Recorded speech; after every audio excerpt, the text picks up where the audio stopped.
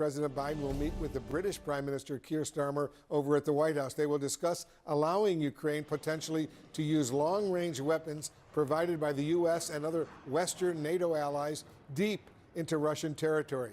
President Biden has been facing increasing bipartisan pressure to try to loosen the restrictions and is signaling a new openness. The Russian President, Vladimir Putin, is delivering a rather chilling warning just ahead of today's meeting. This is their direct involvement. And this, of course, would, in a significant way, change the very essence, the very nature of the conflict. It will mean that NATO countries, the United States and European countries, are at war with Russia. It's basically saying it would be an act of war. Our chief national security correspondent, Alex Marquardt, is here with me in the CNN newsroom. This would be a major shift if the Biden administration and other NATO allies allowed these longer-range missiles to be used, that the NATO allies are providing to Ukraine, to be used against Russian targets deeper inside Russia. It would, and that's why we're hearing that reaction from Vladimir Putin. We are talking about the longest-range U.S. missile that the U.S. has given to Ukraine. It's called an ATACMS. It goes around 200 miles or 300 kilometers, and the Ukrainians have essentially been begging the U.S. to be allowed to use it. At the same time, they're also asking the Brits to use an equivalent missile called a Storm Shadow. That's why it's both the British and the Americans who have to come to this decision. Now, we could see a possibility in which the U.S. says we don't want the Ukrainians to use the ATACMS, but Brits, go ahead, you guys can use, or the Ukrainians can use the Storm Shadows. But this would change the battlefield, Wolf. Now, to be clear, the U.S. has already given Ukraine permission to fire across the border with shorter-range missiles. But this is, again, the longest-range missile that we have seen the U.S. give to Ukraine so far. So we have seen this openness from both President Biden and his Secretary of State, who has been in the region. He was in Kyiv just a couple days ago, Secretary Blinken saying, as the battlefield changes, so too does U.S. policy evolve. This is language that we've heard in the past. So there is a good chance that the U.S. does allow this to happen. But what is the effect? There is the risk of escalation, which is really what President Biden is certainly afraid of. And we hear that threat from President Putin. There is a question of supply. There's not an infinite supply of these ATACMS. They're quite precious. And the U.S. thinks that they could be put to better use inside of Ukraine, in those Russian-occupied areas, in Crimea, for example.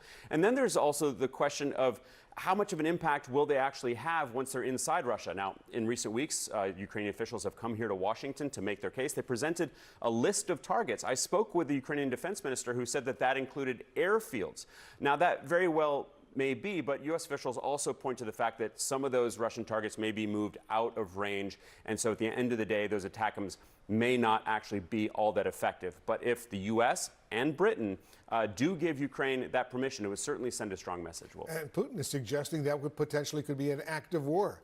Yes, and this is something that we have heard from him before. Frankly, not much would change except the range on these missiles, because these missiles, shorter range missiles, are already being fired inside of Russia. But President Biden is coming under significant pressure from his own camp, from senators like Jeanne Shaheen and Ben Cardin, both of whom are on the Senate Foreign Relations Committee. They would like to see the U.S. to loosen those restrictions. Even if it didn't have a major military impact, it would certainly send that message about U.S. support for Ukraine, which may be a victory in and of itself for Ukraine. Very tense moment right now in this war that's going on.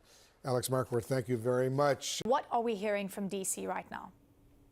Well, listen, what we're hearing from D.C. is that this is a critical meeting today between President Biden and the U.K. Prime Minister Starmer, specifically when it comes to Ukraine. We have reported over the course of the last few months that the Ukrainians have been pushing the United States to allow them to strike deeper inside Russia, to go after some military targets that they say are deep within Russia. The United States has been wary to allow them to do so.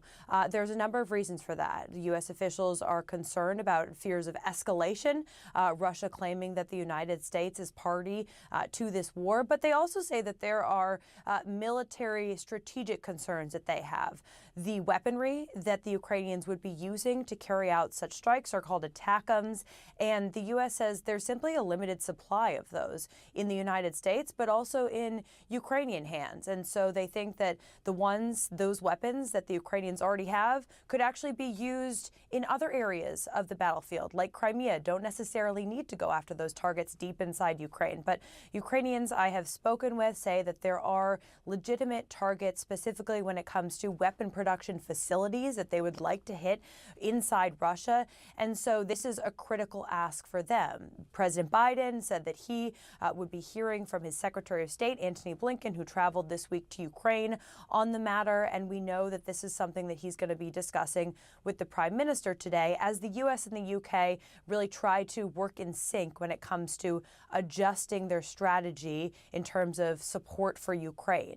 So we'll watch and see what comes out of the meeting this week. But I also think it's worth noting that there is mounting pressure on the Biden administration, not just globally from the Ukrainians, but also here in Washington. Republicans have been pushing the administration to lift these restrictions on those long-range strikes inside Russia, but also notably some Democrats, some key Democratic senators this week have put out statements saying that they too believe that now is a time to go back to those restrictions, at least adjust them in some way, shape, or form. So we'll watch and see what the Biden administration does here. We might get an announcement today. We may not. We don't know yet. But we'll be watching this incredibly closely because it is a pivotal decision for the United States to make at this moment in the Ukraine war.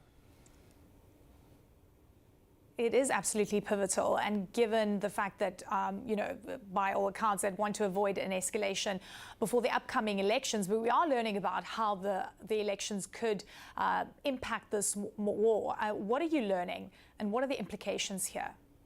Yeah, so there's a lot of questions about what former President Trump would do when it comes to policy on Ukraine. And he was asked during a debate earlier this week if he wants Ukraine to win the war. He would not give a direct answer to that. That is typical for him over the course of the last year or so. He is not committed to being necessarily 100% on the side of Ukraine, simply saying that the war needs to come to an end.